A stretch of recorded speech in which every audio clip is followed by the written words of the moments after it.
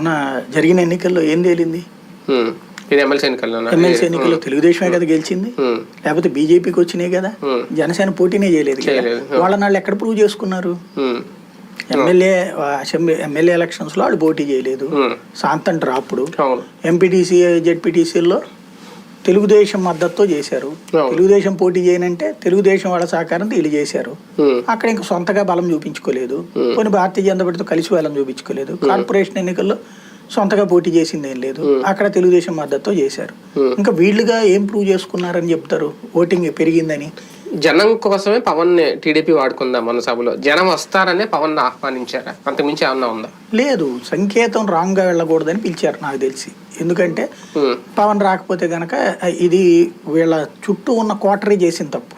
ముందు ఇద్దరు వస్తారని చెప్పి అనౌన్స్ చేసి ఆ తర్వాత పవన్ రావట్లేదని చెప్పేటప్పటికి వేరే సంకేతంలోకి వెళ్ళిపోయాను.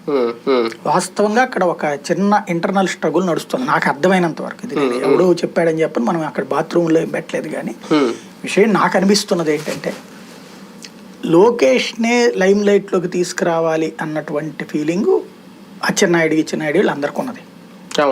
పార్టీకి నెక్స్ట్ ఇది అన్నటువంటిది, బయటికి వెళ్ళకూడదు అన్నటువంటిది. అదే సందర్భంలో అందుకని క్రియాశీలమైన సందర్భంలో మనమే ఉండాలి అంటున్నారు వాళ్ళు. చంద్రబాబు నాయుడికి ఏంటి అంటే భారతీయ జనతా పార్టీని వెంట పెట్టుకొచ్చేటువంటి వ్యక్తి కింద పవన్ కళ్యాణ్ అవసరం ఉంది అక్కడ. ఎందుకు? తనకి డోర్లు మూసిపోయినాయి అక్కడ. కాబట్టి భారతీయ జనతా పార్టీని వెనక్కి పెట్టుకొచ్చేటువంటి అవసరం ఒకటి. రెండవది కాపు సామాజిక వర్గపు ఓట్లని తీసుకొచ్చుకోవడం అనేది